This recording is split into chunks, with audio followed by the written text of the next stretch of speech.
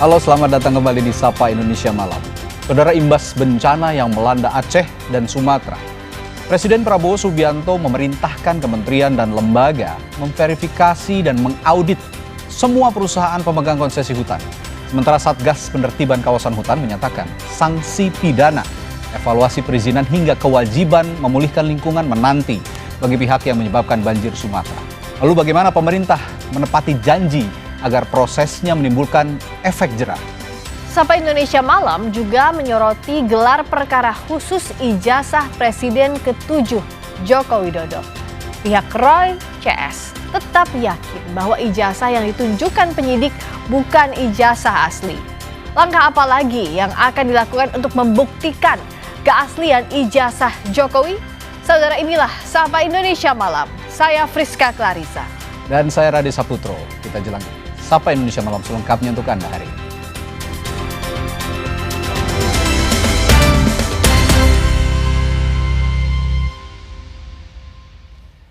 Kita mulai dari berita seorang lansia yang sedang sakit dari Kabupaten Bandung Barat yang dibawa ke fasilitas kesehatan menggunakan eskavator.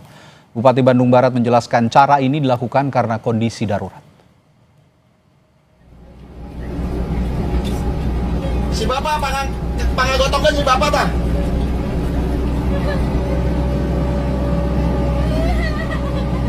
Kakek yang dikenal dengan sebutan Abah Dalang ini mengalami sakit lambung hingga lemas dan harus dibawa ke fasilitas kesehatan terdekat.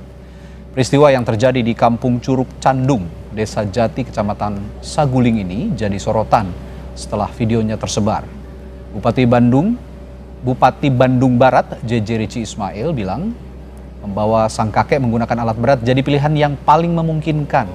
Mengingat pemerintah Kabupaten Bandung Barat yang memastikan kejadian ini jadi evaluasi untuk memperbaiki penanganan darurat kesehatan warga. Pertimbangan kondisi darurat serta permintaan yang bersangkutan, pekerja proyek dan warga setempat inisiatif mengantar Abah Dalang menggunakan ekskavator sejauh kurang lebih 350 meter menuju akses utama hingga mempermudah menuju fasilitas kesehatan. Ekskavator digunakan karena alat berat tersebut sedang berada di lokasi pekerjaan dan menjadi sarana yang memungkinkan saat itu. Akses menuju lokasi bukan dikarenakan jalan rusak, melainkan pembukaan jalur sehingga belum dapat dilalui kendaraan roda 2 maupun roda 4. Jalur itu pun merupakan akses yang sama menuju ke tempat tinggal Abah. Saudara, 3 pekan pasca bencana banjir dan longsor di Aceh Utara, kondisi infrastruktur sekolah masih terendam banjir. Hingga kini proses pembersihan masih terus dilakukan oleh sejumlah pihak secara mandiri. Pembersihan material lumpur di Madrasah Ibtidaiyah di Negeri 6 Aceh hingga kini masih terus dilakukan. Sejumlah kesulitan dihadapi pihak sekolah saat melakukan pembersihan, salah satunya adalah tidak tersedianya alat berat untuk membuang lumpur tebal di halaman. Pihak sekolah melakukan proses pembersihan menggunakan alat seadanya dan memprioritaskan ruangan kelas untuk dibersihkan. Di Aceh Utara, terdapat lebih dari 1.000 sekolah dari semua jenjang yang terdampak banjir dan hingga kini pemerintah terus mendata jumlah sekolah yang rusak. Beginilah, cuman di dalam yang bersih, di luarnya enggak. Kalau mau bersih di luar itu harus ada instruksi dari kepala sekolah untuk menyewakan traktor atau alat berat. Kalau di dalam kelas oke lah, bisa kami bersihin sendiri. Ya, sebagian ada yang inisiatif sendiri dan sebagian lagi ada yang dibayar sama guru. Ini mulai dari banjir pertama kali, Pak. Kayaknya waktu pas hari guru. Tanggal 25 kemarin. Bisa ya? Jangan bisa. Ujian katanya kalau nggak awal semester itu nggak tahu lagi. Sementara itu, Menteri Pendidikan Dasar dan Menengah Mendikdasmen Abdul Mukti mencatat 3.274 bangunan sekolah terdampak. Dengan rincian, bangunan yang terdampak mencakup fasilitas pendidikan anak usia dini, sekolah dasar, sekolah menengah pertama dan sekolah setingkat menengah atas dan sekolah menengah kejuruan. Beberapa di antaranya kelas siswa rusak dan fasilitas pendukung lain seperti laboratorium dan perpustakaan turut rusak. Rapat kami dengan Dinas Pendidikan Provinsi Kabupaten Kota untuk SD untuk PAUD yang terdampak 767, SD 1343, SMP 621, SMA 268, SMK 136, PKBM Pusat Kegiatan Belajar Masyarakat ada 23, Sekolah Luar Biasa 30 dan Lembaga Kursus dan Pelatihan 86, total yang terdampak 3.274. Saudara, pasca bencana banjir bandang, kini warga Aceh Tamiang mulai kembali melakukan aktivitas jual beli di pasar. Sayur-sayuran dan sembako menjadi komoditas yang paling banyak dicari warga. Aktivitas pasar yang ada di Kabupaten Aceh Tamiang mulai terlihat menggeliat pasca terjadinya bencana banjir bandang. Seperti yang terlihat di Pasar Kuala Simpang Aceh Tamiang ini, sejumlah pedagang sudah mulai menggelar dagangannya meskipun jumlahnya tidak seramai sebelum peristiwa banjir bandang. Pedagang menjual sayur, minuman kemasan, bumbu dapur, hingga perlengkapan rumah.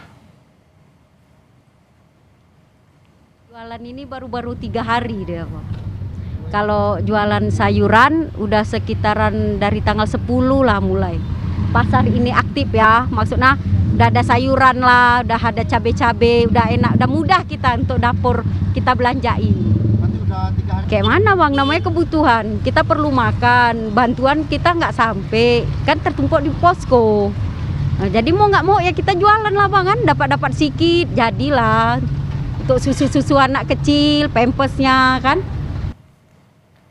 Belum pulih dari bencana banjir bandang yang menimpa, aktivitas jual beli di Pasar Kuala Simpang Aceh Tamiang perlahan bangkit. Sejumlah pedagang terlihat mulai menjajakan berbagai kebutuhan, utamanya bahan pokok untuk kebutuhan sehari-hari. Berikut liputan jurnalis Kompas TV, Fida Alatas. Di tengah luluh lantahnya Kabupaten Aceh Tamiang akibat diterjang banjir bandang pada 26 November lalu atau sekitar 3 pekan yang lalu, saat ini di Pasar Kuala Simpang kami pantau aktivitas perdagangan dari para pedagang ini memang sudah terlihat. Namun memang ini tidak seperti biasanya, hanya sebagian kecil saja pedagang yang mulai berjualan, dan itu pun tidak di dalam ruko tapi di pinggir jalan seperti yang Anda lihat saat ini. Dan tentunya yang paling dicari diantaranya adalah bahan-bahan pokok untuk para warga terdampak ataupun pengungsi memasak.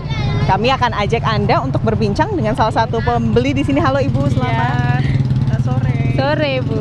Ibu ini sedang belanja untuk di pengungsian kah atau untuk di rumah kah? Di pengungsian. Di pengungsian. Sudah mulai bisa belanja ya Bu ya? Alhamdulillah sudah, walaupun ya seadanya lah, tapi yang penting kami kan ada cabai biar nggak pedas ini. Apa ya, makan tuh kalau nggak pedas nggak enak gitu. Jadi tetap ke pasar begitu ya Bu ya, di tengah kondisi seperti saat ini? Iya betul. Masak hampir setiap hari atau gimana Bu ke pasarnya? Kami masaknya kan karena kompor belum ada, gasnya kan hilang semua, jadi kami pakai kayu Bu. Pakai kayu. Wajan itu yang ada, masih ada yang di rumah yang nggak hanyut, kami bersihkan, kami untuk masak. Rumahnya terdampak parah sekali ya Bu? Kami tinggal sengnya aja, dindingnya habis semua. Baik, tapi di pengungsian pun kebutuhan-kebutuhan pokok tetap harus jalan ya Bu ya? Iya, betul, karena kan setiap hari kita makan kan. Baik, terima kasih Bu. Kita coba tanyakan kepada pedagangnya. Ibu ini lagi ngelayanin ya Bu ya? Iya. Kalau di sini udah sejak kapan sih Bu ini mulai buka? Seminggu yang lalu lah. Seminggu yang lalu kan kondisinya Tamiang masih parah sekali Bu. Nah, kami selalu makan Indomie sama telur aja. Jadi kami bantuannya itulah, maka kami jual sayur. Kalau Ibu ini sayurnya dari mana dapat? Dari beras lagi. Iya. Jadi Ibu kok masih bisa jualan ini belanja dulu? Iya, kiriman. Bu, tapi kalau harganya Bu? Harganya naik, melunjak gitu harganya. Harga cabenya 80. Biasanya berapa? Ya perkiraan dia 30 ya. Ya segitulah. Tapi tetap banyak yang nyari Bu, mahal juga. Apa? Walaupun harganya mahal, banyak yang nyari. Iya, dicari juga karena kan butuh ya kan. Jadi setiap hari seperti ini ya Bu ya? Iya, setiap hari ini. Yang paling dicari apa Bu sama warga? Ya kayak gini lah, cabai, karena sayur, karena di sini orang ini makan telur sama mie aja sampai usus pun kayak mungkin keriting. Makanya itu aja ya kan. Itu dia ya, bagaimana banyak dicari ya Bu ya kebutuhan-kebutuhan pokok di pasar ini, meskipun masih minim, masih tidak sebanyak biasanya para pedagang yang menjajakan jualannya di sini. Kebanyakan ini kebutuhan-kebutuhan pokok dan juga mungkin sedikit alat-alat untuk membersihkan rumah dari lumpur seperti sapu, sikat dan lain-lain. Tapi itu tadi, keberadaan pasar yang sudah mulai hidup kembali ini sangat disyukuri oleh warga terdampak dan juga pengungsi untuk kemudian memasak dan membeli kebutuhan-kebutuhan yang mereka butuhkan. Dari Aceh Tamiang, Fida Alatas, Sunandar melaporkan. Saudara, sementara aktivitas warga kembali juga bergeliat pasca banjir bandang, tapi sejumlah daerah masih terisolasi, seperti dusun di pesisir Aceh Utara yang harus dijangkau menggunakan perahu dan daerah Batu Buswak, Padang, Sumatera Barat yang dilanda banjir susulan.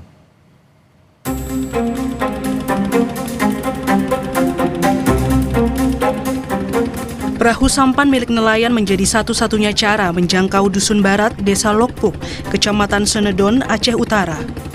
Akses antar desa untuk ke dusun itu putus akibat arus banjir dan abrasi dari gelombang pasang akhir November lalu. Tak hanya itu, banjir dan gelombang pasang pun mengubah lanskap dusun jadi 10 kuala atau muara sungai baru. Akibatnya, 77 rumah rusak dan ratusan kepala keluarga di dusun barat Desa Lokpuk masih terisolasi. Sejumlah warga akhirnya mengungsi ke rumah sanak keluarga. 10 kuala yang terbuka, jalan-jalan desa putus total, akses untuk melintas jalan ini masih terisolir sampai hari ini. Di lorong barat ada 130 kakak, yang 53 rumahnya itu nggak tahu di mana rimbanya. Karena di bawah arus, gelombang, dan bukan hanya rumah yang dibawa, tapi tanah warga yang tempat rumah itu sendiri hilang total. Sementara di Padang, Sumatera Barat, sejumlah warga di Batu Buswak, Kecamatan Pauh pun terisolasi akibat banjir bandang susulan 14 Desember lalu. Jalan darurat yang sebelumnya dibuat untuk menyalurkan bantuan kini jadi sungai. Akibatnya, warga harus membuka jalan setapak baru, melewati bukit terjal untuk mengakses daerah lain pun menjangkau bantuan. Warga khawatir deras air sungai Batang Kuranji yang membelah permukiman mereka akan semakin parah, mengikis tebing dan menimbulkan bencana lainnya. Terus kemarin putus total. Kemarin putus total. Jadi kalau masyarakat ngambil bantuan harus mendaki punggung bukit baru bisa kayak apa? Itulah jalannya, Bang. Kalau Abang jauh dari rumah ke lokasi ke jembatan berapa jauh? Ada 1 kilo. 1 kilo lebih lah, Bang. 1 kilo lebih. Kesulitan warga di Desa Lokpuk, Aceh Utara dan Batu Buswak, Padang membuktikan ancaman bencana belum selesai. Perbaikan infrastruktur dan kepastian hunian sementara warga perlu segera selesai demi pemulihan korban banjir dan longsor Sumatera. Tim Liputan Kompas TV. Personel TNI gotong royong membuka akses jalan ke daerah terisolasi di Batu Buswak, Kecamatan Pauh, Kota Padang, Sumatera Barat. Mereka menyusun bebatuan di atas sungai agar menjadi jalan darurat warga. Puluhan personel TNI dari Yonif 133 ini bahu-membahu membuat jalan darurat agar warga tidak perlu lagi melewati bukit terjal untuk menjemput bantuan. Sebelumnya banjir bandang susulan membuat wilayah yang dihuni kepala keluarga di kawasan Kelurahan Lambung Buki sempat terisolasi. Yang sangat dibutuhkan kita saat ini untuk mempercepat proses seperti ini? Ya sebenarnya kalau yang kita butuhkan sebenarnya udah ada sih alat berat, tapi alat berat itu kan dia komandonya lain juga. Jadi prinsip kami itu setiap ada bencana apa yang bisa kami kerjakan dengan tenaga yang ada. Tadi juga terlihat juga membantu menyeberangkan warga dengan membawa sembako ya Bang ya? Pokoknya segala kesulitan masyarakat dan warga insya Allah kita bantu. Dan saudara, kita ke Aceh Utara, sempat menyala selama 1 hari, listrik di Aceh Utara juga kembali padam pada Senin sore. Tidak hanya listrik, jaringan seluler pun mati. Hal ini mengakibatkan aktivitas warga kembali terganggu.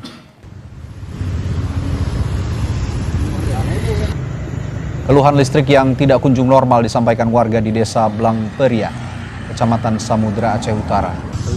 Padamnya aliran listrik juga memutus akses komunikasi karena hilangnya jaringan telepon seluler. Warga berharap agar perusahaan operator tetap bisa mengaktifkan jaringan seluler meskipun dalam kondisi listrik padam. Sepanjang listrik mati di Aceh ini, perusahaan telekomunikasi atau jaringan selulernya juga terganggu. Jadi kita selain terganggu karena persoalan listrik yang tidak bisa kita gunakan, juga terganggu di persoalan jaringan seluler yang kemudian kita banyak membutuhkannya untuk komunikasi dan akhirnya itu harus terkendala. Seperti itu. Nah, harapannya memang jika memang listrik mati, setidaknya masih ada jaringan seluler yang bisa kami gunakan untuk keperluan kami dalam proses bangkit pasca banjir.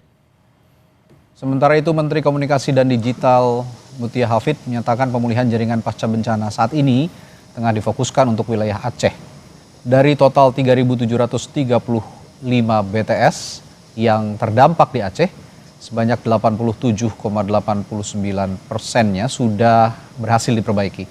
Namun sekitar 50%-nya saja yang saat ini beroperasi karena membutuhkan aliran listrik yang stabil atau menggunakan genset. Sebanyak 12% BTS belum bisa diperbaiki karena jalur yang sulit ditembus, yakni di wilayah Bener Meriah, Takengon, dan Aceh Tamiang. Di Aceh itu total BTS terdampak pada 26 November ada 3.735. Untuk BTS yang sudah pernah recover 3.283 atau 87,89%. Nah, teman-teman, ini adalah BTS-nya sudah terrecover. Namun tentu nyalanya diperlukan aliran listrik yang stabil ataupun genset.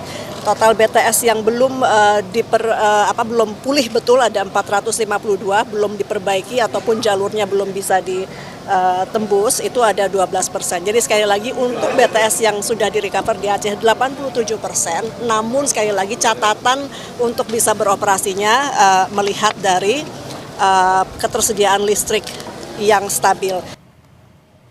Sesaat lagi kami kembali dengan informasi. Kabar penyalahgunaan dana bantuan operasional sekolah mencuat di Brebes, Jawa Tengah. Diduga dana BOS digunakan untuk membeli tiket konser musik.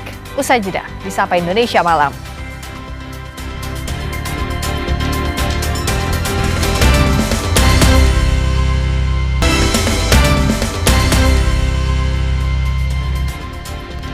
Masih di Sapa Indonesia Malam, kabar penyalahgunaan dana bantuan operasional sekolah mencuat di Brebes, Jawa Tengah. Diduga dana BOS digunakan untuk membeli tiket konser musik. Kasus dugaan penyalahgunaan dana BOS mencuat setelah adanya unggahan bukti transaksi di media sosial. Dinas Pendidikan Kabupaten Brebes mengakui adanya pengembalian dana BOS yang sebelumnya digunakan untuk membeli tiket konser musik. Kasubag Kepegawaian Dinas Pendidikan Brebes Kusrianto menyebut pembelian tiket konser dengan menggunakan dana BOS tanpa sepengetahuan Disdik. Tiket konser yang melalui dana BOS itu juga tidak ada masalah Pak, karena tiket itu sudah dikembalikan sebelum pelaksanaan konser itu dimulai. Dari semua pihak itu sudah mengembalikan apa yang menjadi rumor bahwa tiket beli atas dasar dari anggaran pemerintahan itu sudah dikembalikan pada saat konser sebelum dimulai. Itu aja sih Pak. Faktanya membeli dengan dana BOS itu inisiatif mereka sendiri atau?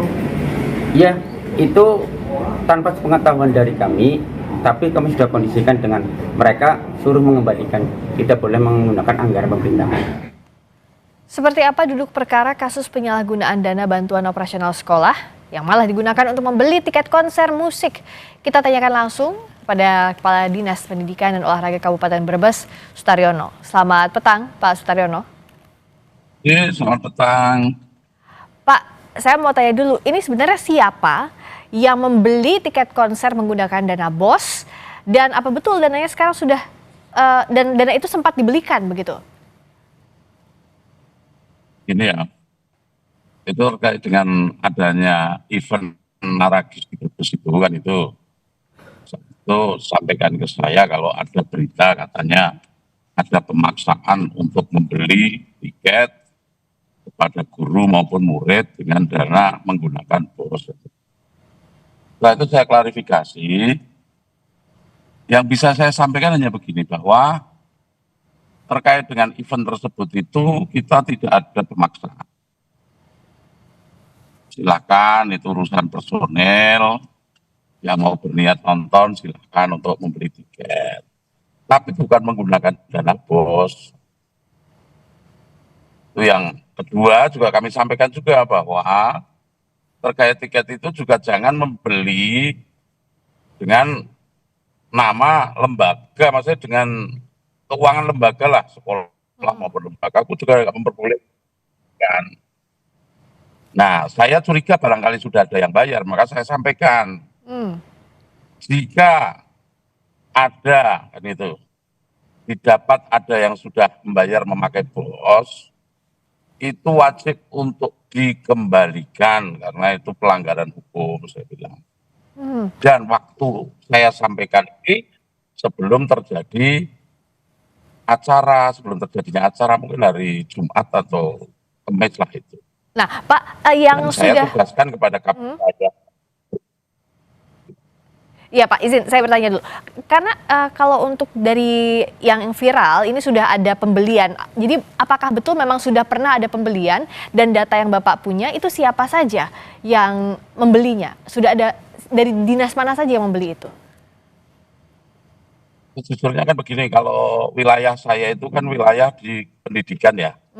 Jadi itu, kita areanya hanya kepada guru dan siswa kan itu. Dan sampai saat ini jujur saya belum pernah mendapatkan kwitansi itu. Tapi saya sampaikan kepada Kabid saya yang membidangi, tolong Mas, klarifikasi, cek ke lapangan. Apakah betul ada pembelian dari anggaran BOS itu? Pokoknya kalau ada harus dikembalikan. Jadi laporan Kabid kepada saya bahwa sudah beres Pak, nggak ada yang membeli itu menggunakan dana BOS kan gitu. Dari hasil cek lapangan tidak ada yang membeli Pak? Halo? Dari hasil cek lapangan, ada yang pernah membeli lalu dikembalikan atau tidak dibelikan? Belum sempat dibelikan?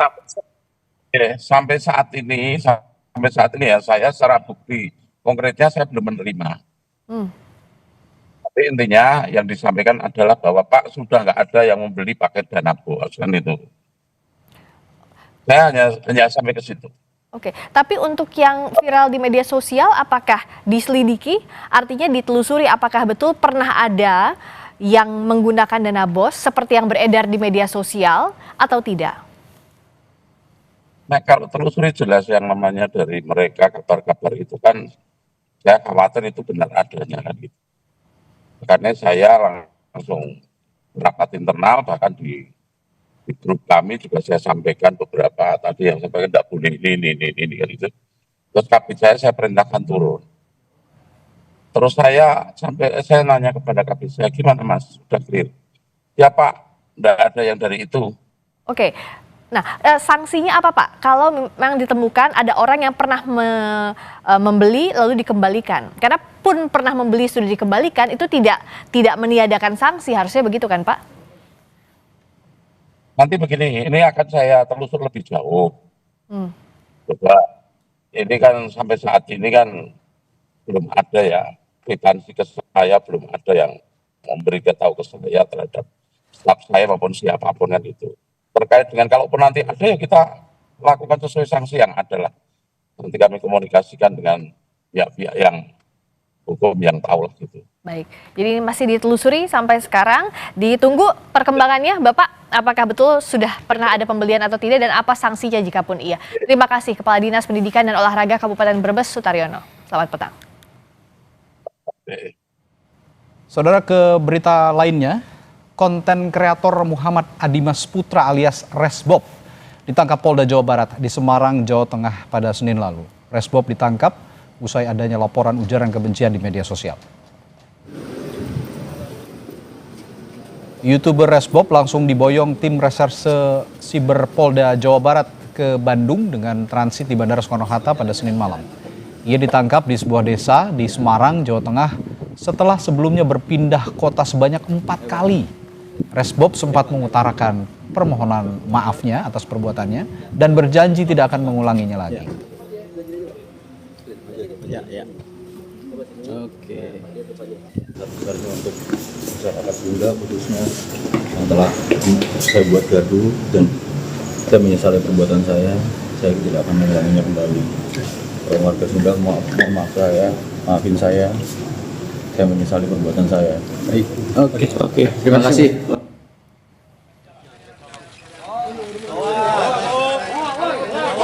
Resbob tiba di gedung Direktorat Siber Polda Jawa Barat malam tadi.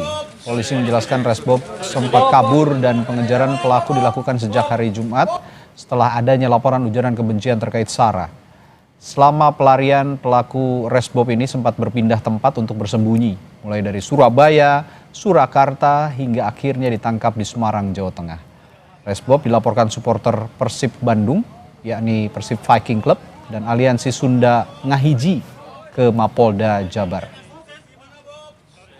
Konten videonya pada saat streamer di YouTube itu mengucapkan, menyebutkan atau menghina salah satu suku yang ada di Indonesia. Kita periksa, masih kita dalami, karena dalam pembuatan video itu tidak dilakukan sendiri. Jadi ada 3 orang, ada 2 orang yang membantu ya. Ada 2 orang yang membantu, masih kita dalami. Mana yang 2 itu 6 tahun. 6 tahun. Sesaat lagi, akses jalan darat yang masih putus pasca bencana membuat warga menyeberangkan ambulans di sungai menggunakan rakit. Informasinya usai jeda.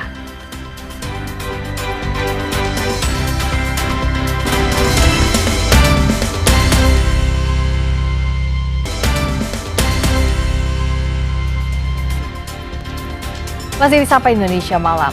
Akses jalan darat yang masih terputus pasca bencana membuat warga membantu menyeberangkan ambulans di sungai dengan menggunakan rakit. Dari visual amatir ini, tampak ambulans dibawa dengan rakit yang sudah dipasangi pelampung dari jaringan. Warga kemudian beramai-ramai menarik rakit menggunakan tali untuk menyeberang sungai dengan arus yang cukup deras. Kondisi ini dilakukan karena jembatan penyeberangan satu-satunya di kawasan yang masuk di Kabupaten Gayo Lues ini putus diterjang banjir.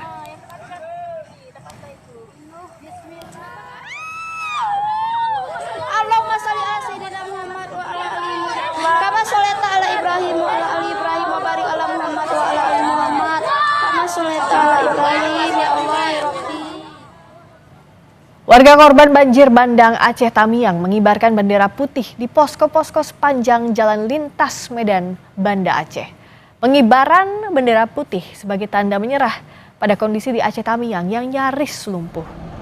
Warga yang terdampak mengibarkan bendera putih yang dibuat dari kain seadanya. Pengibaran bendera putih terlihat di sejumlah titik di sepanjang jalan lintas Medan, Banda Aceh. Seperti di Kampung Senebok Dalam, Kampung Matang Upah, Kampung Payawe, dan Kampung Pahlawan. Sudah masuk pekan ketiga pasca banjir bandang melanda Aceh Tamiang. Warga mengaku kondisi di kabupaten ini masih lumpuh. Tempat tinggal, mata pencaharian, hingga infrastruktur hancur. Mereka mengibarkan bendera putih sebagai simbol tanda menyerah dengan kondisi ini. Mereka sangat berharap pemerintah bisa dengan cepat tanggap dan segera menyelesaikan kondisi sulit yang harus dialami oleh warga selama kurang lebih 3 pekan ini.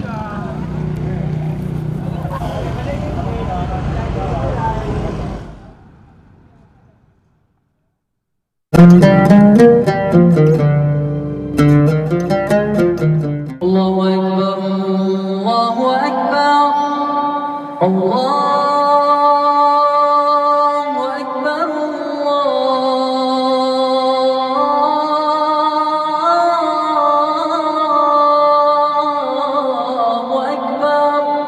أشهد أن لا إله إلا الله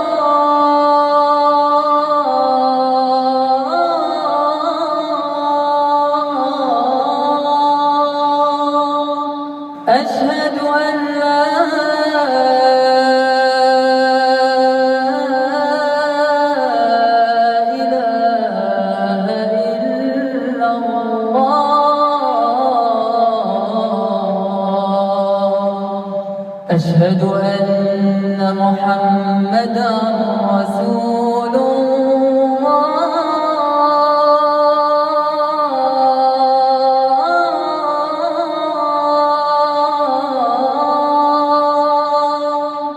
أشهد أن محمدا رسول الله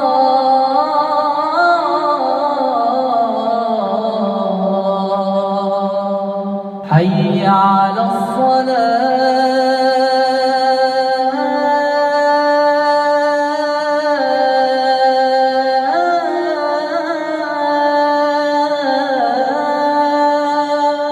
حي على الصلاة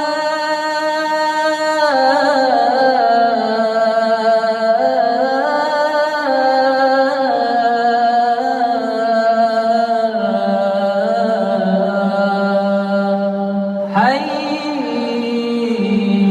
على الفلاح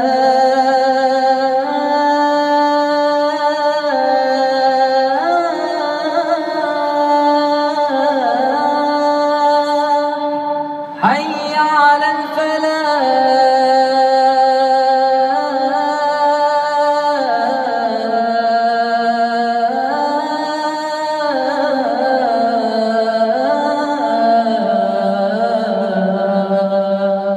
الله أكبر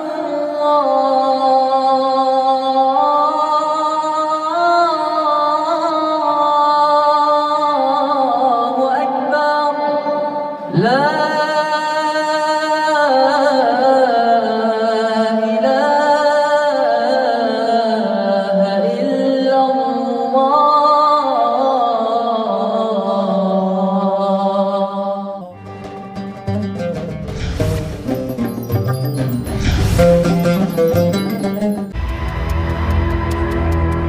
Saya ditelepon banyak pimpinan kepala negara ingin kirim bantuan, saya bilang terima kasih.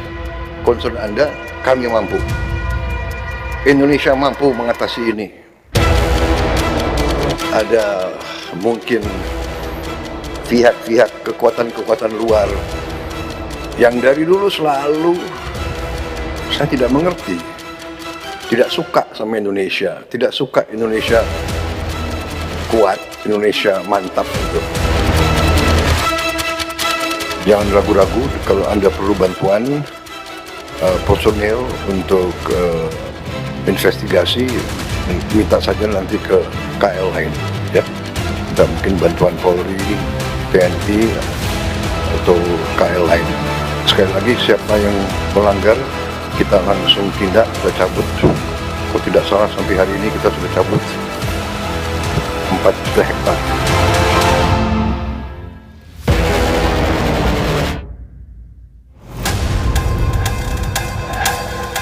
Presiden Prabowo Subianto Senin kemarin memimpin rapat paripurna kabinet.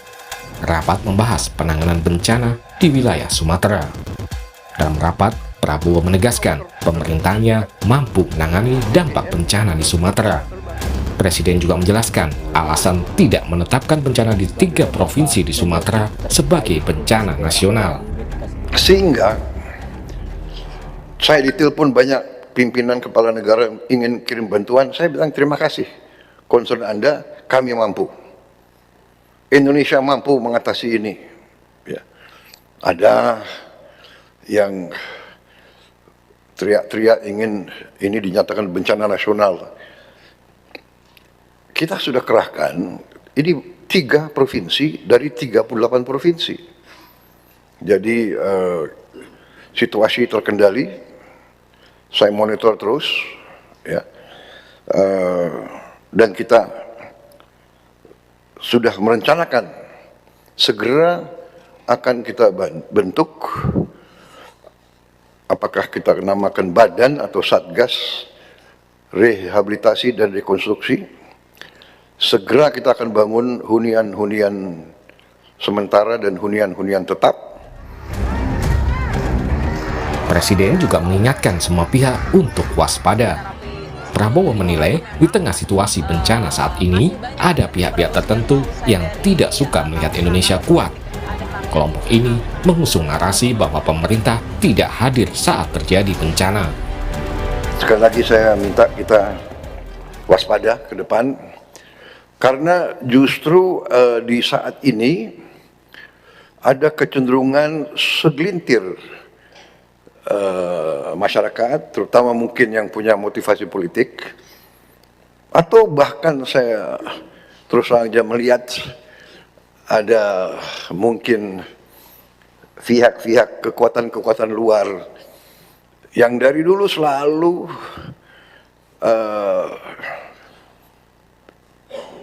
saya tidak mengerti, tidak suka sama Indonesia, tidak suka Indonesia kuat, Indonesia mantap gitu. Dalam rangka ini, di tengah bencana, di tengah musibah, mereka yang ditonjolkan adalah kebohongan, ketidakbenaran. Dikatakan pemerintah tidak hadir, puluhan ribu dalam saat-saat yang pertama sudah dikerahkan ke situ. Kita lihat buktinya. Saya lihat sekarang ini mungkin ada pihak yang khawatir karena rakyat baru sekarang lihat pemerintah Indonesia ini ternyata kuat. Prabowo juga mengingatkan agar para pejabat atau tokoh tidak datang ke lokasi bencana hanya untuk berfoto-foto atau melakukan wisata bencana.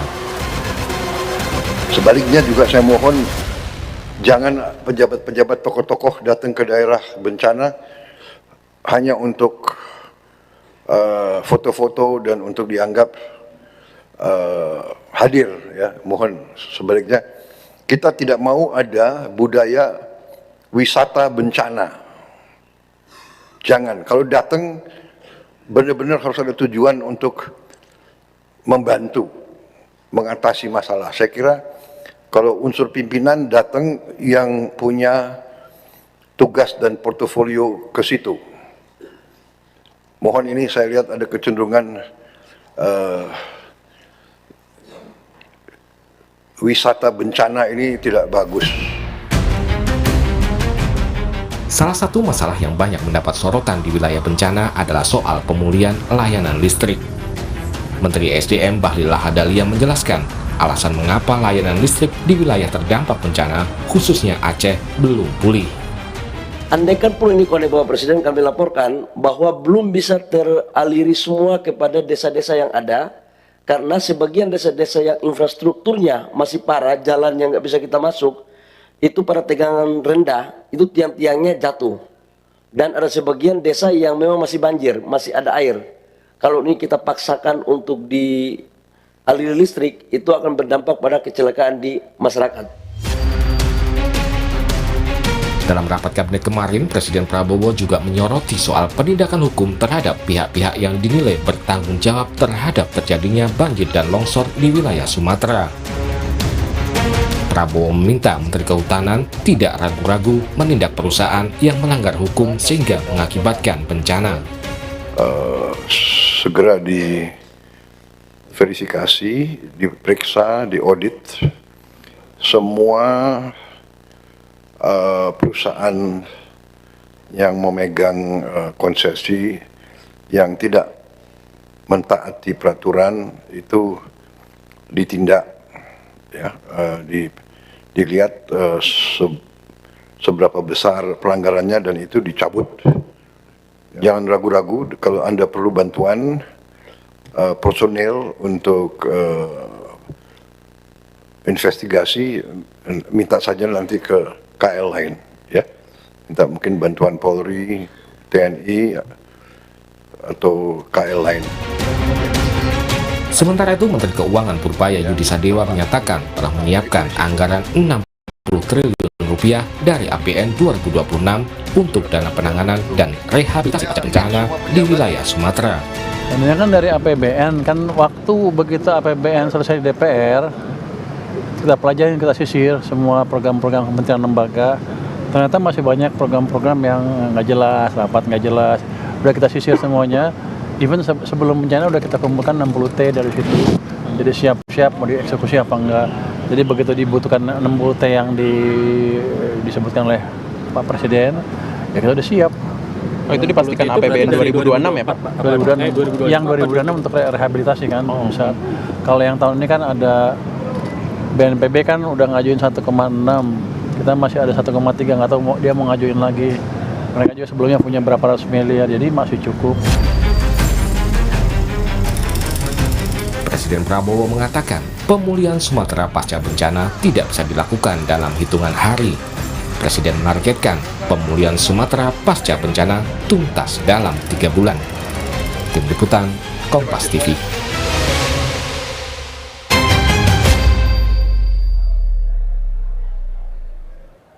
Usai jalani gelar perkara khusus terkait tudingan ijazah palsu Jokowi, Roy Suryo CS masih menyebut ijazah yang ditunjukkan adalah tidak asli.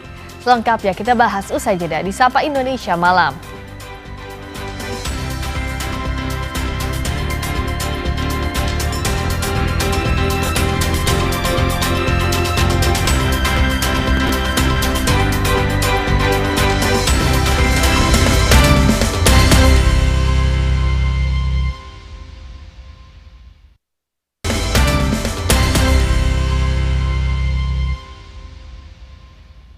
Kembali di Sapa Indonesia Malam bersama saya Friska Clarissa.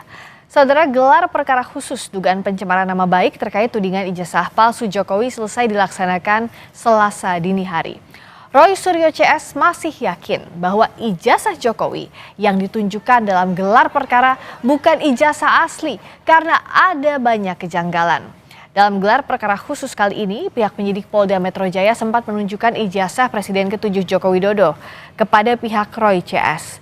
Namun pihak Roy CS menyatakan bahwa ijazah tersebut masih palsu karena ada banyak kejanggalan, baik dari tinta penulisan ijazah, foto dalam ijazah, hingga cap kampus UGM yang dianggap merupakan cetakan ulang. Di kesempatan itu, Roy Suryo CS juga membawa contoh ijazah kampus UGM di tahun 1985 untuk dijadikan sebagai pembanding.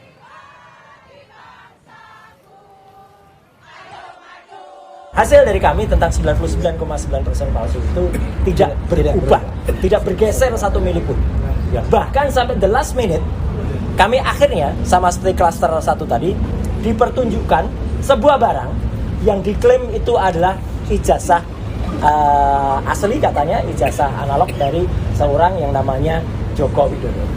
Saya harus berkata dengan terus terang, saya bukan hanya hobi komputer, saya adalah seorang tukang potret sejak zaman analog dulu. Dan untuk pas foto yang tertempel di barang yang disebut ijazah itu, saya dengan lantang dan tegas mengatakan saya sangat ragu bahwa itu usia sudah lebih dari 40 tahun.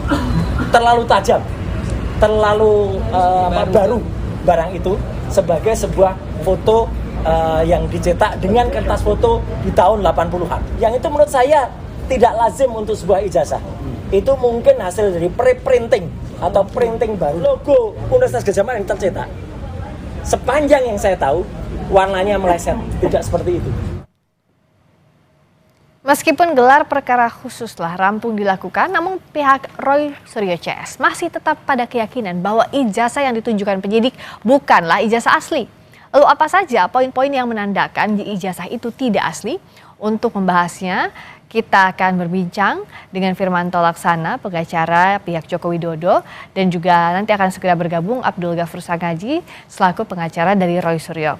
Bung Firman, apa kabar? Baik, selamat malam. Malam. Terima kasih sudah hadir. Kalau tadi Bung Roy bilang bahwa tetap itu ijazahnya tidak asli, sudah dilihat tapi dianggapnya itu di print ulang. Iya. Gimana? Ya jadi memang kan sudah kita prediksi. Jadi mungkin beberapa bulan lalu saya sudah sampaikan bagaimana kalau ijazah itu ditunjukkan. Berhenti enggak? Pada saat itu mereka menyampaikan akan berhenti. Oke. Ya, berhenti gitu kan. Kemudian ya kemarin ada gelar khusus, gelar perkara khusus. Kemudian dalam gelar perkara khusus semua tersangka mengajukan untuk melihat ijazah tersebut. Pimpinan gelar memberikan persetujuan untuk memperlihatkannya. Dan saya melihat hampir semua peserta puas, termasuk para tersangka. Kalau kita pelajari, kita lihat di media, ada beberapa pihak dan kuasa hukum yang menyampaikan bahwa memang sudah melihat dan itu asli. Nah, bagaimana dengan yang Roy Suryo CS, ya kan gitu. Barusan kita lihat ada hobi baru. Apa tuh hobi baru? Saya foto katanya. Saya tahu foto segala macam. Sama seperti kayak mobil. Dia juga kolektor mobil. Ada teman saya punya mobil VW Kodok tahun tua gitu ya kira-kira ya. Yang benar-benar kayak baru. So kalau Pak Jokowi bisa menjaga ijazahnya dengan baik kan nggak ada masalah. Tapi yang penting di sini adalah yang saya sampaikan adalah bahwa sesungguhnya ini suatu hal yang sangat baik. Apa yang terjadi kemarin itu tentu mempermudah proses penyidikan. Dan kami memberikan dukungan kepada semua pihak termasuk kepada Polda Metro Jaya karena kemarin sudah diperlihatkan kan, dan tentu kalau masih mau berdebat terus ya memang kita harus lakukan pemeriksaan di pengadilan. Jadi kalau tadi Bung Roy bilang bahwa itu ijazahnya tidak asli dari sisi foto dan sebagainya, Anda menganggap ya itu harusnya dibuktikan di pengadilan saja? Ya pasti akan disampaikan terus seperti itu. Karena yang sudah-sudah mereka menyampaikan tuduhan palsu itu kan dugaan fitnah dan pencemaran nama baik, sebetulnya. Tapi belum punya bukti.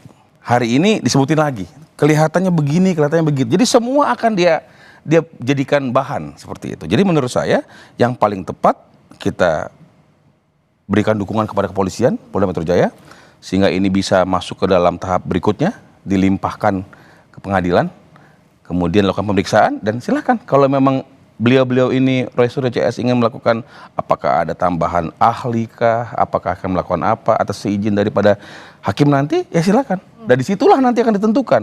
Kan seperti itu. Dan kita kita memiliki hukum positif, apa yang menjadi putusan dari hakim itu yang benar, kira-kira seperti itu. Oke, nah pihak-pihak yang dianggap cukup untuk ijazah ini sudah ditunjukkan, itu siapa saja dalam perkara kemarin? Kemarin saya ada lihat itu pengacaranya Pak Egy ya, saya lihat ada di media kemarin. Kemudian beberapa lain saya nggak terlalu copy siapa gitu ya, tapi saya lihat menyampaikan sudah melihat ijazah, berterima kasih dan sebagainya. Ya, saya juga di dalam pun mereka juga sebenarnya sudah diberikan sangat puas untuk memeriksa, melihat, memeriksa segala sesuatunya kan gitu kan. Dan tentu kesempatan yang diberikan itu menurut saya merupakan suatu puncak. Karena mereka kan selalu ingin melihat gitu ya. Dan kemarin pimpinan gelar memberikan kesempatan untuk dapat melihat dan saya pikir itu sudah merupakan suatu hal yang terbaik sehingga proses ini akan lebih cepat. Oke. Nah, Bung Sang Aji sudah bergabung. Terima kasih sudah hadir. Terima kasih Bang Firman. Terima kasih sudah hadir nih. Tadi sudah dibahas. Kalau misalnya tadi Bung Firman bilang kan sudah ditunjukkan ijazahnya di gelar perkara khusus, tapi Bung Roy bilang bahwa itu ijazahnya tetap tidak asli. Kenapa sih? Yang ditunjukkan kemarin itu kan barang bukti yang selama ini dipertanyakan ya. Dan kami tentu mengapresiasi langkah yang dilakukan oleh Polda Metro Jaya lebih progresif dibandingkan dengan pada saat gelar perkara khusus di Bareskrim Polri ya. Dan yang ditunjukkan kemarin itu kan adalah barang bukti yang belum ada nilai pembuktiannya. Karena saya juga salah satu anggota kuasa hukum ya, yang ada juga sama Bang Firman juga. Saya maju ke depan dan di menit-menit terakhir yang menegangkan itu seperti sinetron ya Bang ya. Itu melalui perdebatan yang sengit itu. Kami berdebat sengit dengan... Kenapa debat apa lagi waktu kemarin? Ya artinya berdebat dari sisi dasar hukum. Boleh nggak sih ijazah ini dibuka? Boleh nggak sih barang bukti ini walaupun sudah disegel oleh Polda Metro Jaya? Boleh dibuka. Segelnya harus menolak waktu itu Bang Firman. Segelnya dibongkar. Oke. Jadi karena itu sudah ditunjukkan oleh penyidik Polda Metro Jaya, akhirnya kami punya kesempatan untuk melihat bahwa ijazah ini bentuknya seperti apa sih. Nah, ijazah itu ditunjukkan dalam 2 sesi yang berbeda. Ya, sesi pertama pada saat 5 tersangka untuk satu klaster pertama itu lakukan gelar perkara, saya juga ada di situ, kemudian ditunjukkan, saya juga ikut maju, saya penasaran juga Mbak. Kayak gimana sih bentuknya? Sebenarnya kayak apa sih? Saya baru lihat secara dekat tua ini ijazah Pak Jokowi ya. Tetapi kemudian penyidik minta jangan diraba, nggak boleh dipegang.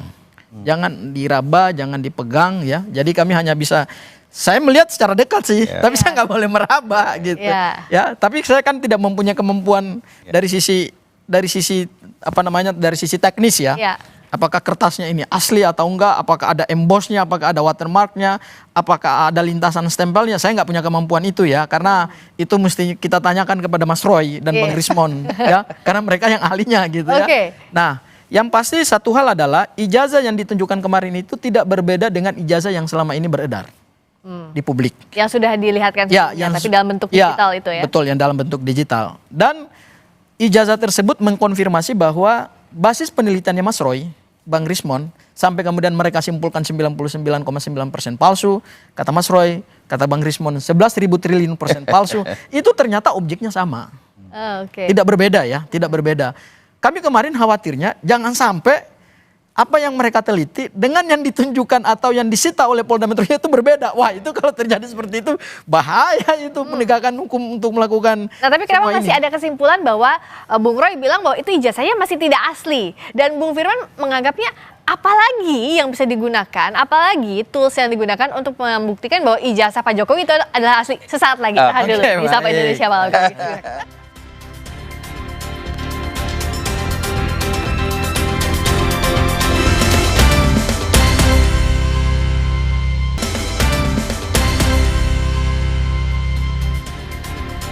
Masuk lagi di Sapa Indonesia Malam. Jadi kalau masih dipertanyakan juga sudah gelar perkara khusus, ini kan disepakati kedua belah pihak ya, ini langkah yang baik lah, sudah diakomodasi. Terus sebenarnya kalau menurut Bung Firman tuh apa sih yang masih jadi masalah dari pihaknya Bung Roy? Iya, sampai kemarin? Tentu orang kan jadi tersangka ya. Ya mungkin masih ingin memberikan penyampaian-penyampaian ya, yakinkan sebagai. Tapi buat kami malah blunder. Karena kenapa? Apa yang diinginkan selama ini, yang sangat diinginkan sudah diberikan oleh pimpinan gelar kemarin ya. Dan kemudian semua orang sudah melihat ya, terang benderang. Ada 2 ijazah, ijazah SMA dan ijazah S1 Bapak, seperti itu. Dan semua melihat bergantian dan cukup, artinya cukup puas lah melihat ya. Masalah yang disampaikan sebagai itu kan ya subjektif ya. Makanya saya bilang tadi, oleh karena itu ya kami mendorong supaya Polda Metro Jaya yang hal ini sudah sangat akuntabel dan sudah sangat diapresiasi untuk mempercepat proses ini. Sehingga nanti pemeriksaan lebih lanjut P21 dan limpah di pengadilan dilakukan pemeriksaan supaya selesai.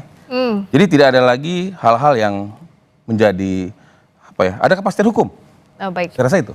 Kalau Pak Jokowi juga terakhir bilang bahwa lebih ingin ini dibawa ke pengadilan. Ranah hukum aja lah persoalan ini diselesaikannya. Jadi Bung Sanghaji kalau gelar perkara khusus udah siap dibawa sampai ke pengadilan? Karena ini udah tahapannya dalam sistem peradilan pidana kan ini udah dimulai ya. Jadi saya sepakat dengan Bang Firman bahwa karena ini sudah masuk dalam ranah penegakan hukum pidana, penetapan tersangka ini kan adalah satu awal dari satu sistem peradilan pidana yang masih panjang. Ya, jadi jangan kita bayangkan bahwa dengan digelar perkara khusus kemarin lantas semua persoalan hukum ini selesai, belum. Gelar perkara khusus kemarin sebenarnya tidak menjawab apa yang selama ini menjadi hasil penelitiannya Mas Roy, Bang Rismon dan Dr. Tika. Apa yang masih belum terjawab? Artinya belum terjawab itu 2 hal. Yang pertama adalah proses pembuktian terhadap ijazah ini memang belum dilakukan. Asli atau palsu itu bukan terjawab kemarin di ranah apa namanya forum gelar perkara khusus. Sama yang kedua, ijazah Pak Joko Widodo ini kan disebut kemarin identik. Nah, saya kemarin juga men-challenge Polda Metro Jaya juga pada saat Bang Firman juga hadir. Oh, di forum itu juga di-challenge? Saya mempertanyakan terkait dengan penggunaan laboratorium forensik yang diatur dalam Perkap Polri nomor 10 tahun 2009 dan terkait dengan uji laboratorium forensik terhadap dokumen yang diduga palsu. Nah, berdasarkan ketentuan pasal 79, 80, 81 dan 82, itu untuk menentukan suatu dokumen itu palsu atau asli, maka kuncinya sebetulnya bukan pada dokumen itu, kuncinya adalah pada dokumen pembanding. Ya, nah kemarin itu saya challenge juga kepada Polda Metro Jaya, sebetulnya ada 2 hal. Yang pertama adalah ijazah pembanding ini ijazahnya siapa? Ya, apakah si A, si B, si C, si D, kita kan nggak tahu. Kemudian yang kedua, ijazahnya ini didapatkan dengan cara apa? Ijazah pembanding ya, apakah didapatkan tanpa melalui prosedur hukum acara? kemudian apakah sudah ada keabsahannya gitu ya, apakah sudah dilakukan autentikasi juga tidak terhadap ijazah pembanding ya. Karena kenapa? Ijazah pembanding itu kunci untuk menentukan ini palsu atau asli. Karena tidak mungkin kita hanya melihat menerawang satu dokumen yang diduga palsu itu hanya dengan melihat dokumen itu saja. Kita harus menyandarkannya pada dokumen pembanding gitu. Nah, kemarin Polda Metro Jaya tidak memberikan kesempatan kepada kami untuk mengakses 13 ijazah dokumen pembanding gitu. Dan kemarin juga belum ada penjelasan yang komprehensif dari penyidik terkait dengan 13 dokumen pembanding. Karena 13 dokumen pembanding itu oleh penyidik Polda Metro Jaya masih disegel. Dan semua barang bukti itu memang kemarin kami lihat dibawa dalam satu rak yang bisa didorong gitu ya. Dan itu mereka hanya bisa menunjukkan bahwa ada 13 ijazah dokumen pembanding yang sudah diuji di laboratorium forensik, hasilnya identik. Oke. Nah, identik ini kan masih tanda tanya. Ya, belum titik itu. Kalau titik berarti pembuktian selesai. Oke, saya tanyakan dulu ke Bung Firman tadi. Tidak ditunjukkan ijazah pembandingnya untuk menguji apakah betul identik atau asli lah. Iya, tentu makanya tadi saya bilang kan bahwa ini sebenarnya sudah ranah pengadilan. Pemeriksaan itu kan di sana, gitu kan. Kalau kemarin ditunjukkan apakah setuju 13 orang itu ditunjukkan? Kalau kami kan memang kuasa hukumnya Bapak. Kami tidak setuju, kami serahkan kepada pimpinan gelar seperti itu kan. Nah, yang paling penting di sini adalah kalaupun nanti dilakukan pemeriksaan dan sebagainya yang sudah dilakukan pemeriksaan, nanti disampaikan dalam pengadilan, itu kan masih sebagian petunjuk. Yang paling penting sebenarnya dari UGM. UGM benar nggak Bapak ini adalah alumni. Nah, kita sudah lihat berkali-kali. Rektor juga sudah berkali-kali menyatakan bahwa Bapak adalah alumni Fakultas Kehutanan UGM. Lulus semua mengikuti Tridharma Perguruan Tinggi dan lulus di tahun 85 itu dan memegang gelar yang sah dan ijazahnya sah. Jadi saya pikir kalau itu sudah disampaikan, itu proses autentifikasinya. Masalah nanti diperiksa dan sebagainya, identitas itu masih sebagian. Tetapi yang paling penting gongnya adalah UGM sebagai pihak yang mengeluarkan ijazah, pihak yang memberikan pendidikan kepada Bapak, itu memverifikasi enggak? Sudah diverifikasi. Artinya sebenarnya sudah selesai. Maka kemarin kami sampaikan, kami mengapresiasi dan merupakan suatu highlight yang perlu kita tunjukkan bahwa sekarang ini ya mohon Polda Metro Jaya percepat lagi. Supaya apa? Supaya dibuktikan tadi yang ingin dibuktikan, dicek lagi, nanti dipanggil lagi. Siapapun lah yang mau dipanggil, Pak Kasmujo kah yang dipanggil, atau siapakah yang katanya Pak Dumatno kah, atau siapapun lah. Saya pikir ini bukan ranah kami, biar itu Nah, kalau memang nanti di persidangan dipersilakan dibuka, lebih cakep lagi. Nah, jadi biar agar pembuktiannya lebih komprehensif juga nanti ranahnya di pengadilan. Gitu tapi kalau misalnya tadi sudah mengamini apa yang UGM katakan, nggak akan sampai di Kitis, nggak akan sampai di sini karena pasti udah selesai kasusnya. Tapi kan ini sekarang lanjut kasusnya. Sebenarnya kalau dari pihaknya Bung Roy CS itu apa sih yang disiapkan untuk nanti pada saat pembuktian di pengadilan? Ya, sebenarnya begini ya. Tuduhannya kan adalah ijazahnya palsu. Oh sorry, bukan tuduhan, tapi hasil penelitiannya adalah ijazahnya palsu. Karena hasil penelitian ijazah palsu, maka dianggap itu tuduhan. Direkonstruksikan dalam pasal 310, 311, itu kan adalah pencemaran nama baik dan fitnah. Ya, itu delik pokoknya tuh. Itu kalau kita menggunakan rumus kualifikasi delik, itulah delik pokoknya di situ. Nah, karena ini ijazahnya diragukan, sebenarnya kuncinya ini adalah pada ijazah fisiknya. Jadi kalaupun ada pernyataan dari UGM, saya pikir sebetulnya selama ini pernyataan UGM itu tidak pernah memberikan kejelasan terhadap ijazah. Apa yang belum jelas dari UGM? Ya, UGM hanya menyatakan bahwa Pak Joko Widodo adalah alumni UGM. Tetapi terkait dengan ijazah yang beliau pegang, itu UGM menyatakan kami tidak bertanggung jawab terhadap penggunaan ijazah tersebut. Artinya ijazah tersebut dengan proses akademik bisa jadi dua hal yang berbeda. Kenapa? Karena kalau kita masuk kepada pasal 263 ayat 1 terkait dengan adanya dugaan tindak pidana pemalsuan dokumen, maka pemalsuan dokumen berdasarkan unsur pasal 263 ayat 1 itu kan adalah memalsukan atau membuat palsu suatu dokumen. Jadi ada dokumen asli, kemudian dibuat palsunya, ya, kemudian yang palsunya ini kemudian ditindak gitu. Bisa saja seseorang itu pernah mengikuti kuliah, tetapi dokumen berupa ijazah yang dia pegang itu bisa juga palsu. artinya apa? Dia palsukan dari yang asli. Misalnya contoh, awalnya dikatakan bahwa Pak Joko Widodo kemungkinan ijazahnya hilang. Kalau kemudian ijazahnya hilang dibuat yang baru, ya tetap kena pasal 263 ayat 1, palsu juga. Gitu. Meskipun dibuat berdasarkan proses akademik yang pernah beliau lalui, tetapi karena dibuat tidak oleh yang punya otoritas, kemudian dibuat berdasarkan apa yang kemudian dibuat di tempat lain, wallahu alam, kita nggak tahu ya, itu bisa juga tetap dikatakan palsu gitu. Tapi Jadi ini teknikal jawaban UGM menurut saya itu belum memberikan jaminan terhadap keaslian dokumen. Kalau proses akademik, saya mau, kira itu hal yang berbeda. Saya mau membuat ini clear aja. Mereka kan juga mengajukan juga di Mabes Polri kan terkait yang disampaikan tadi, dan itu sudah selesai, ya. Tidak ada pemalsuan dan apapun tidak ada. Yang sekarang berlanjut adalah di Polda Metro Jaya. Laporan atas pencemaran nama baik kan dan gitu fitnah. kan? Sehingga apa yang ingin kita tekankan bahwa mari kita legowo lah. Kan gitu kan? Tadi ditanya apa yang harus dipersiapkan? Ya, dia harus persiapkan pembelaan. Baik. Dan sehingga kenapa? Ya, tadi 310, 311, 312-nya juga mengatakan pasal 312 KUHP juga mengatakan harus dibawa ke pengadilan. Sehingga menurut saya sudah deh. Kita fokus aja, kan sudah puas dilihat kemarin kan. Kalau masih kurang segala silahkan aja, nggak apa-apa. Tapi kami menghimbau, karena tentu kalau orang terus melakukan pengulangan-pengulangan kan ada pasal yang akan membuat mereka harus ditahan. Tapi itu kembali lagi adalah kewenangan daripada penyidik. Hanya kami ingin mengatakan, sudahlah, sudah dilihat, yuk kita sama-sama buktikan, kita buka aja. Minta nanti sama pengadilan untuk dibuka live sidangnya. Supaya semua yang nanti melakukan eksaminasi, ahli, saksi fakta, atau apapun lah, UGM, semua dibuka.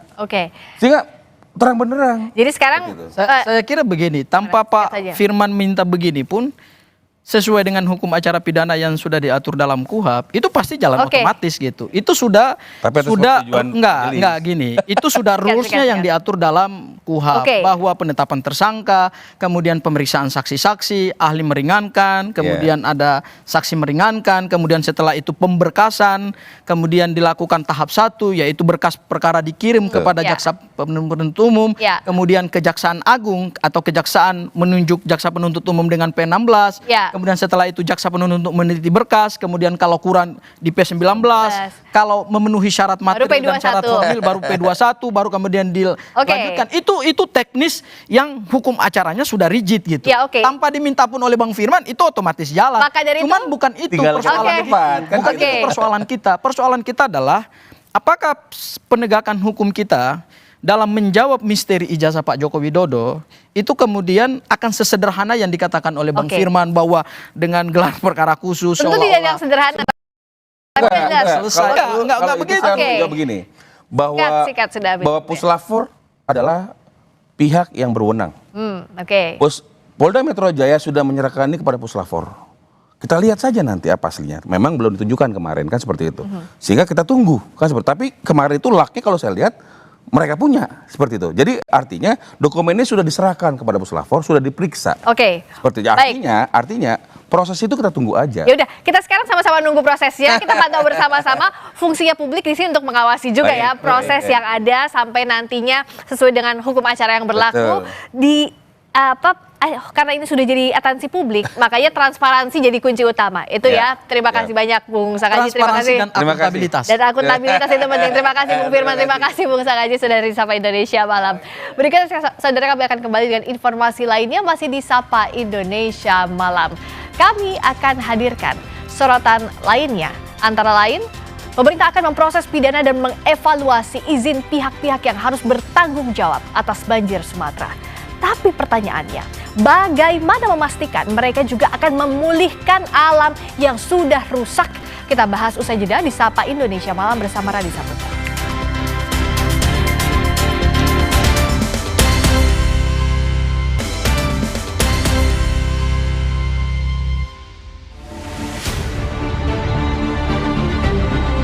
Pemerintah melalui Satuan Tugas Penertiban Kawasan Hutan atau Satgas PKH mengidentifikasi 31 perusahaan jadi dalang banjir bandang dan longsor Sumatera. Kapolri Jenderal Listio Sigit Prabowo mengungkap sejumlah perusahaan diantaranya terancam pidana dan akan naik ke tahap penyidikan. Ini kita sudah menaikkan sidik satu korporasi dan kita sedang mendalami proses yang lain. Kemungkinan ada 2 lagi yang akan kita naikkan. Nanti secara bertahap kita akan terus bekerjasama dengan Kementerian Kehutanan. Namun yang jelas pemeriksaan di lapangan saat ini terus berlanjut. Saya kira itu. Pada sidang kabinet Senin lalu, Presiden Prabowo memerintahkan kementerian lembaga terkait memeriksa semua perusahaan yang memegang konsesi hutan.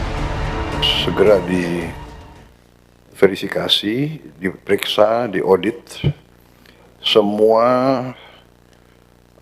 perusahaan yang memegang konsesi yang tidak mentaati peraturan itu ditindak, ya, dilihat seberapa besar pelanggarannya dan itu dicabut. Sejauh ini Kementerian Kehutanan mencabut 22 izin perizinan pemanfaatan hutan termasuk di Sumatera seluas lebih dari 100.000 hektar. Kini Kemenhut berencana menghidupkan kembali kantor wilayah kehutanan untuk memperbaiki tata kelola hutan. Kemenhut juga akan menambah jumlah polisi hutan demi mengatasi pembalakan liar. Kami akan membuat Kakanwil kehutanan di setiap provinsi. Dengan ada Kakanwil ini, ya, kemudian nanti ada kabit-kabit yang kemudian merefleksikan tugas-tugas dirjen, ya, yang kemudian nanti akan dieksekusi di UPT-UPT terkait di tempat masing-masing. Termasuk Pak Presiden memerintahkan agar melipat gandakan jumlah polisi kehutanan kita. Sebelumnya, Satgas PKH memastikan proses pidana tak hanya ditujukan kepada perusahaan, tapi juga perorangan. Perusahaan yang terbukti menyebabkan bencana Sumatera juga menghadapi sanksi administratif berupa evaluasi perizinan serta wajib memulihkan kerugian lingkungan. Kini, publik menanti janji pemerintah untuk menindak dalang banjir Sumatera dan lebih penting untuk memulihkan alam agar tak terjadi petaka lainnya. Tim Liputan, Kompas TV. Dan kita bahas lebih dalam terkait proses penegakan hukum pihak-pihak yang harus bertanggung jawab atas banjir Sumatera dan yang juga penting memulihkan kembali ekosistem yang rusak. Bersama staf khusus Kantor Staf Kepresidenan Timothy Ivan Triono yang bergabung melalui sambungan virtual dan Direktur Eksekutif Indonesian Center for Environmental Law, Reynaldo Sembiring atau Bung Dodo ya saya sapanya. Selamat malam Bung Dodo. Selamat malam Mas. Selamat malam juga Bung Timothy. Malam Mas, malam. Ya saya ke Bung Timothy dulu. Sebenarnya arahan Presiden buat verifikasi dan audit perusahaan pemegang konsesi ini konkretnya nyatanya seperti apa? Ada langkah berbeda mengingat dampak bencana Sumatera ini sangat dahsyat loh. Ya begini, pertama tentu kita harus berangkat dulu dari pernyataan tegas Pak Presiden ya. Bahwa Pak Presiden pada saat sidang kabinet kemarin menyatakan bahwa tidak boleh ada entitas perusahaan yang memperkaya diri sendiri di atas penderitaan rakyat. Itu yang pertama. Ya. Yang kedua, Pak Presiden juga sudah sekerap kali menegaskan bahwa tidak ada yang kebal hukum di Republik ini. Itu udah komitmen jelas Pak Presiden. Nah, apa yang berbeda dengannya sekarang? Yang berbeda adalah Pak Presiden pada saat ini memastikan bahwa instrumen negara itu bekerja tidak hanya sekedar pada dokumen legalitas di atas kertas, ya, tetapi juga bagaimana pelaksanaan dalam operasionalnya, gitu. Pengecekan di lapangan, ya, contohnya aparatur negara kan turun langsung ke lapangan, juga menggunakan teknologi citra satelit untuk memeriksa pelanggaran-pelanggaran, terutama di daerah aliran sungai, begitu ya. Lalu juga ada pengecekan dokumen audit dan kewajiban yang diwajibkan regulasi sebagai bahan evaluasi dan perbaikan tata kelola. Ya. Pengawasan ini kan juga lintas kementerian lembaga, lintas aparat juga ya. Di situ terlibat Kementerian Kehutanan, Kementerian Lingkungan Hidup, Satgas PKH, lalu ada Polri begitu. Artinya dengan adanya pengawasan yang double dalam penegakan hukum ini, diharapkan Pak Presiden berharap ya bahwa penegakan hukum ini dilakukan secara tuntas dan juga merata ya. Artinya equality before the law gitu. Termasuk juga kepada pihak-pihak yang diduga mendanai atau menyediakan alat ataupun membackingi gitu. Jadi perintah Pak Presiden sudah sangat jelas bahwa jangan sampai yang ditangkap hanya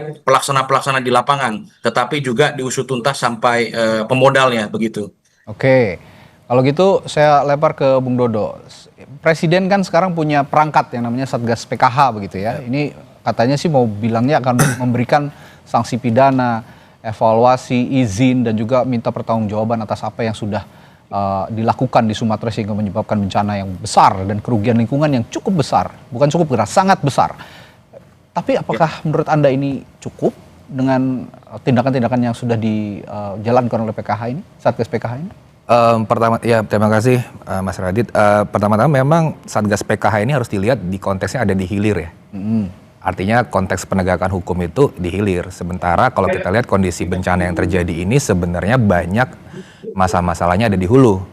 Itu kita bicara soal tata ruang, kita bisa bicara soal perencanaan ruang dan seterusnya begitu. Jadi kalau sekedar menghukum pelaku kita apresiasi oke.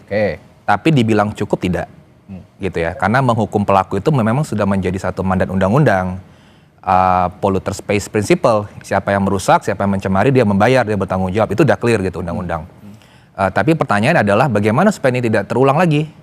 Maka sebenarnya tadi evaluasi terhadap tata ruang, memastikan bahwa semua izin-izin dan konsesi itu sesuai dengan daya dukung dan tampung lingkungan, itu menjadi kewajiban. Memastikan bahwa semua tata ruang daerah itu sesuai dengan KLHS-nya, peruntukannya tidak lagi misalnya yang sudah daerah-daerah kritis itu masih dibebani izin, itu kan harus ada tuh. Evaluasi terhadap tata ruang. Jadi menurut saya hulu hilir harus diberesin. Satgas PKH bekerja itu ya mangga silakan, tetapi perlu diingat juga bahwa kan Satgas PKH ini kan fungsi utamanya ada dalam kawasan hutan. Namanya juga penertiban kawasan hutan. Bagaimana yang di luar kawasan hutan? Itu juga pertanyaan pentingnya. Oke, bagaimana dengan yang di luar kawasan hutan? Kalau kita bicara bencana Sumatera, Bung Timothy, sebenarnya tidak hanya Sumatera saja, eksplorasi hutan, eksploitasi hutan yang menyebabkan kerusakan lingkungan ini kan tidak hanya terjadi di Sumatera. Supaya kita mencegah ada pulau Sumatera lainnya yang terdampak perusahaan-perusahaan nakal, ini harus dari tidak hanya hulunya tapi hilirnya juga. Bagaimana merespons hal ini? Ya, pertama begini ya, Satgas PKH ini kan bukan bekerja itu ketika ada bencana ini saja ya. Satgas PKH yang dibentuk oleh Pak Presiden berdasarkan Perpres nomor 5 tahun 2025 itu sudah bekerja sejak awal tahun 2025 ya. Bahkan sampai sekarang Satgas PKH itu sudah menyita 4 juta hektar lahan dari perusahaan-perusahaan yang nakal gitu. Dan sampai saat ini pun Satgas PKH juga sudah melakukan identifikasi terhadap 198 titik tambang di Indonesia ya, dengan total luasan 5.000 hektar yang tidak sesuai dengan ketentuan. Artinya fokus pemerintah sekarang bukan hanya terhadap yang terdampak bencana Sumatera, tetapi juga seluruh Indonesia. Karena kan lingkup kerja dari Satgas PKH ini adalah seluruh Indonesia begitu. Begitu Mas Redi. Oke. Kalau bicara Satgas PKH, ini juga kan bicara pemerintah yang memerintahkan Satgas PKH juga mewajibkan perusahaan memulihkan lingkungan. Bagaimana mekanismenya? Karena kalau bicara soal tindakan hukuman begitu, ini hukuman individu misalnya atau korporasi, oke dihukum tadi seperti yang disinggung oleh Bung Dodo juga. Tapi dampak lingkungan yang begitu besar, menewaskan 1.000 lebih jiwa di Sumatera. Gimana mekanismenya dan tanggung jawabnya yang harus dipertegas sebenarnya? Ya begini ya, mungkin kita perlu pertegas dulu konteksnya. Kalau konteksnya bencana Sumatera ini kan bukan hanya faktor kerusakan lingkungan. Jadi bencana Sumatera ini adalah kombinasi ya antara faktor cuaca ekstrim dan juga kerusakan lingkungan atau perilaku manusia gitu. Nah, berkaitan dengan pemulihan lingkungan, itu kan Satgas PKH sudah mengejar denda administratif yang saat ini sekitar 38 triliun dari 71 perusahaan sawit dan tambang. Itu yang sudah berhasil dan akan terus ditingkatkan denda administratifnya. Nah, nanti dari denda administratif ini akan dikembalikan menjadi PNBP yang berdasarkan sektornya. Nah, nanti hasil dari denda administratif ini digunakan untuk pemulihan lingkungan begitu. Begitu Mas Adi. Baik. Saya kembali ke Bung Dodo. Kalau memang ada perusahaan, kita bicara perusahaan yang merusak ekologi, merusak lingkungan gitu, dan Anda kan juga menganalisis sisi hukum dampak lingkungan ya begitu. Kira-kira dari bencana Sumatera ini, instrumen hukum yang benar-benar bisa diterapkan untuk memulihkan lingkungan, termasuk juga memberikan efek jerah terhadap pelaku-pelaku perusak hutan. Saya tanyakan hal itu, tapi sesaat lagi di Sapa Indonesia Malam, tetap bersama kami.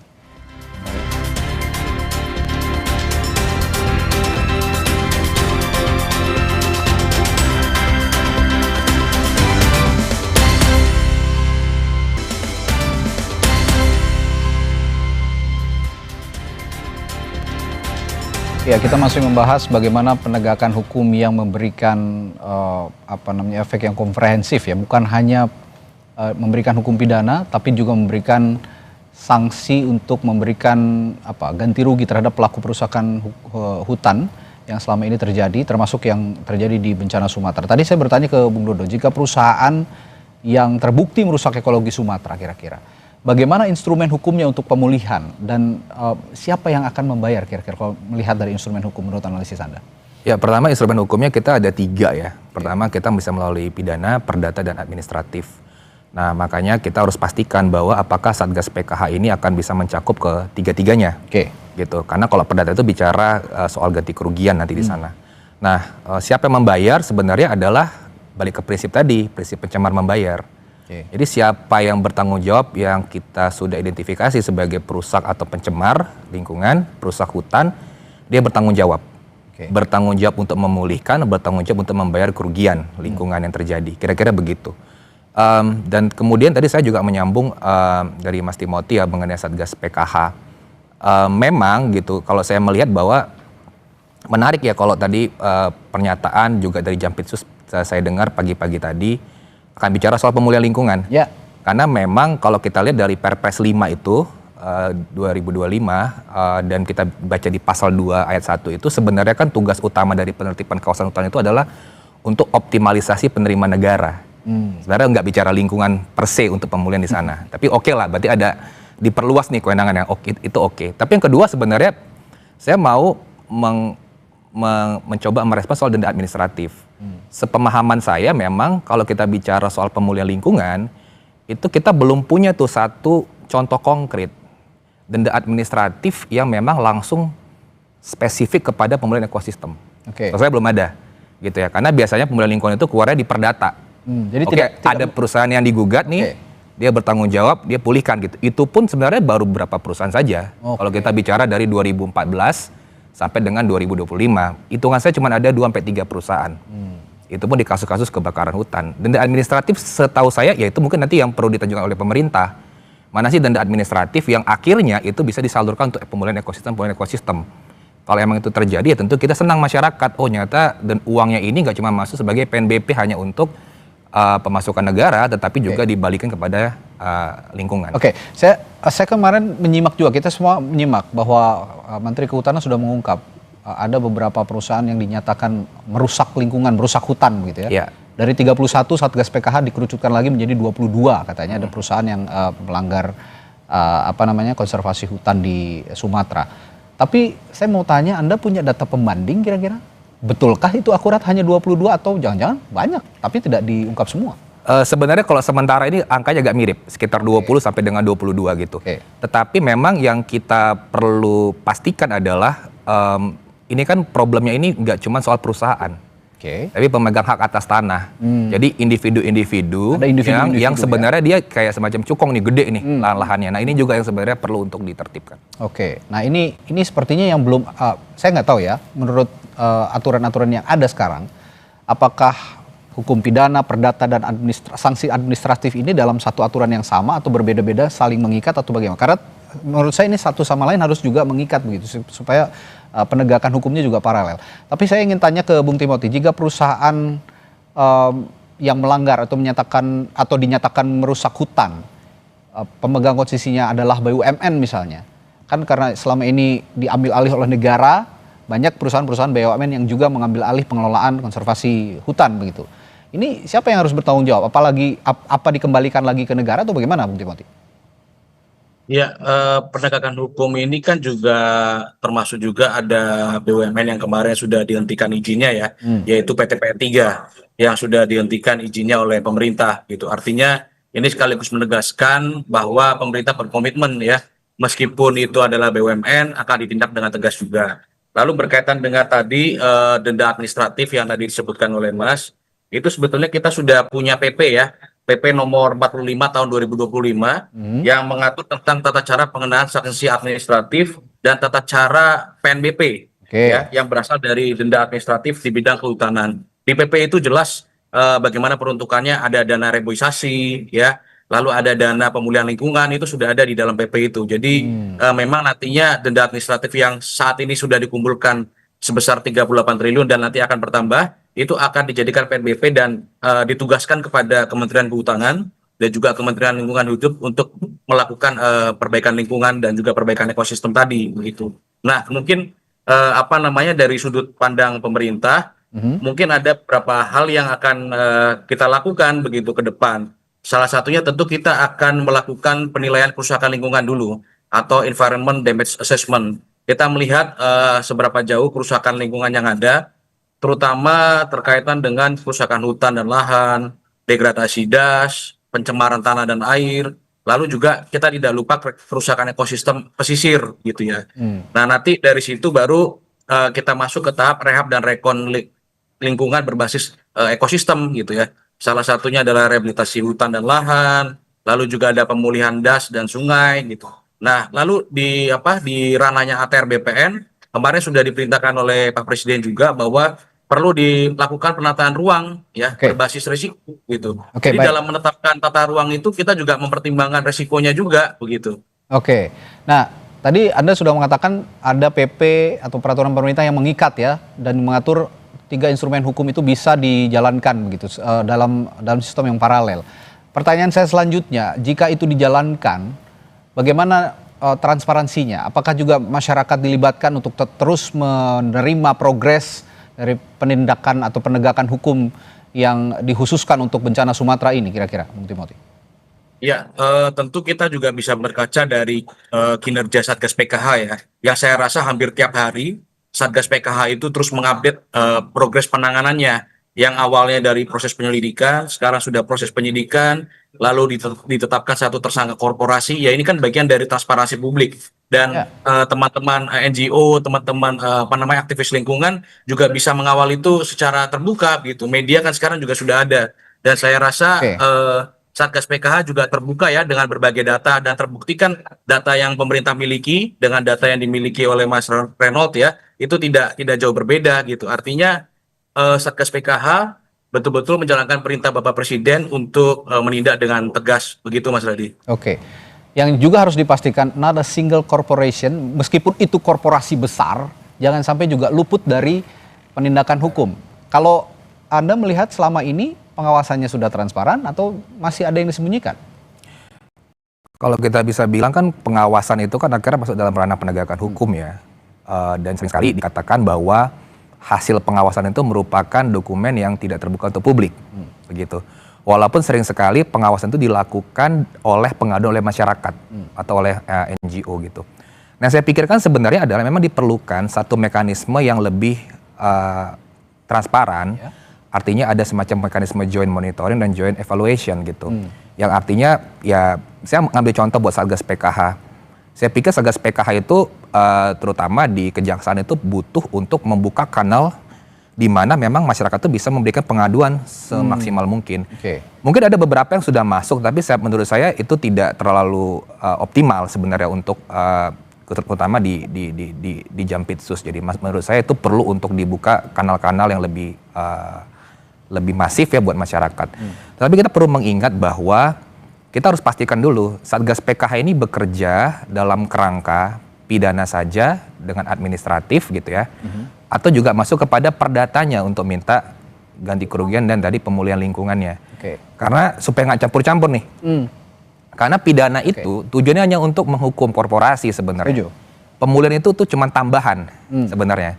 Tapi dampaknya sangat besar kalau bicara pemulihan kan? Benar. Nah, makanya menurut saya itu sebenarnya pemulihan itu lebih efektif. Itu cuma muncul di perdata sama administratif. Itu mau dipakai teori manapun, di belahan dunia manapun, pemulihan itu hanya akan efektif pakai administratif dengan perdata. Kenapa? Prosesnya lebih cepat. Bayangkan kalau pakai proses pidana dari penyidik ke kejaksaan, pengadilan, berkuat hukum tetap, alamnya udah rusak, pemulihannya kapan? Itu menurut saya itu yang perlu dipikirkan. Ya, berarti kesimpulan perbincangan kita malam hari ini, ya bagaimanapun proses yang dilakukan, seketat apapun, yang diharapkan oleh publik adalah tidak ada lagi yang disembunyikan, ini harus transparan, mau itu dari yang terlibat ada unsur dari pemerintahan ataupun korporasi besar, ini harus bisa diungkap begitu ya, supaya memenuhi rasa keadilan publik, terutama untuk menebus 1.000 lebih nyawa di bencana Sumatera yang hilang kemarin. Terima kasih Bung Timothy dan juga Bung Dodo telah bergabung di Sapa Indonesia malam hari ini. Kita jumpa lain waktu, selamat malam. Saudara, kita ke informasi selanjutnya setelah jeda di Sapa Indonesia malam, tetaplah bersama kami.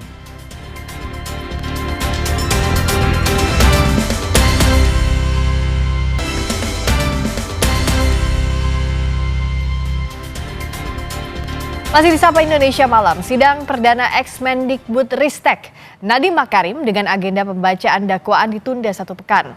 Pasalnya Nadiem masih dalam masa pemulihan pasca operasi pekan lalu. Jelang persidangan perdana di Pengadilan Tindak Pidana Korupsi Jakarta Pusat, Nadiem diantarkan ke rumah sakit karena harus menjalani proses operasi Jumat 12 Desember 2025. Hakim Ketua kemudian menunda sidang sampai minggu depan dan jaksa penuntut umum ingin terdakwa yang bersangkutan dihadirkan ke muka sidang pekan depan, baik secara langsung atau secara Zoom. Ini adalah kali kedua Nadiem dibantarkan ke rumah sakit. Berdasarkan surat rekomendasi dokter ke pengadilan, Nadiem perlu 29 hari untuk pulih. Penasihat hukum yang lain bahwa menyerahkan surat kuasa. Jadi untuk selanjutnya kita tetapkan persidangan 1 minggu, ya, dengan melihat kondisi terdakwa, apakah melalui Zoom ataukah langsung dihadirkan, itu kan kewenangan dari penuntut. Tentu dengan mempertimbangkan sisi kemanusiaan, ya, melihat kondisi terdakwa, ya. Kalau memang sakit nggak mungkin kita bisa lanjutkan, ya. Demikian ya.